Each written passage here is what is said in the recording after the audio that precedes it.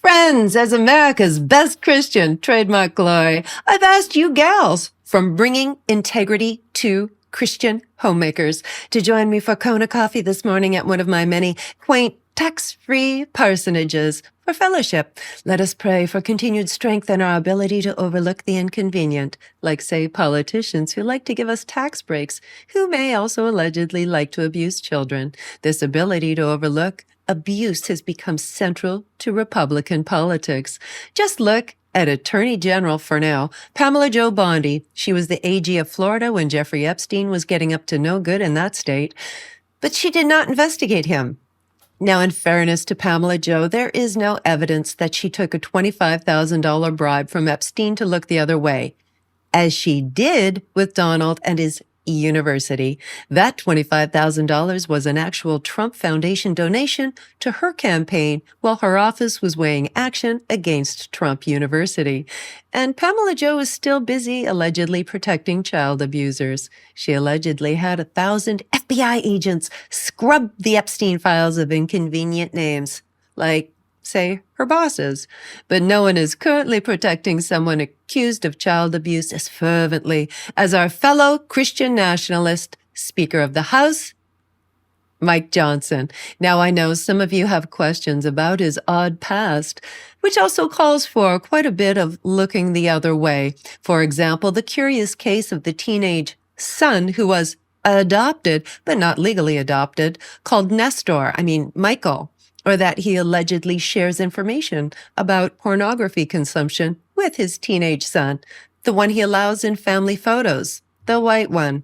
And yes, Mike Johnson, who is allegedly tied to the Paul Pressler School of Law, which was named after a child molester. While some Republicans are almost half-hearted in their enthusiasm for keeping the names of abusers secret, Mike Johnson is willing to shut down the whole government to do it, or refuse to seat elected representatives to avoid a vote on releasing the Epstein files.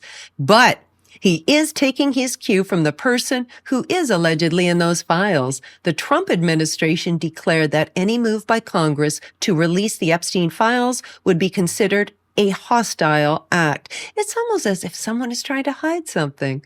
And oddly, the need to look the other way may be how Jeffrey Epstein wound up in jail. Word on the street is that Donald Trump allegedly dropped a dime on him, not, as Speaker Johnson ridiculously claimed, because Donald was an FBI informant, thereby placing him at the scene of the crimes. No, it was because Donald and Jeffrey allegedly had a nasty falling out over a piece of South Florida real estate they both wanted.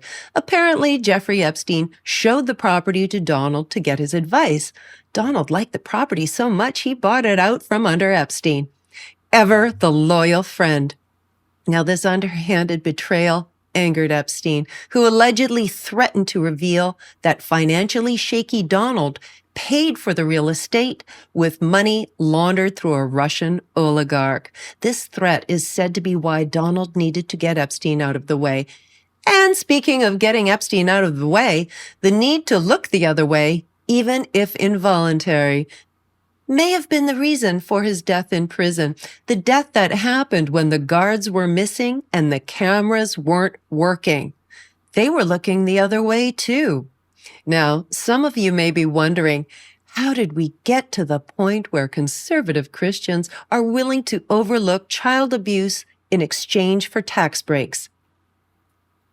But looking the other way when children are being abused is sort of a conservative Christian tradition. Both the Roman Catholic Church and the Southern Baptist Convention have issued reports documenting widespread abuse over many decades. If Starbucks employees molested kids as often as youth pastors or priests, no one would have been able to buy a pumpkin spice latte in decades. Glory.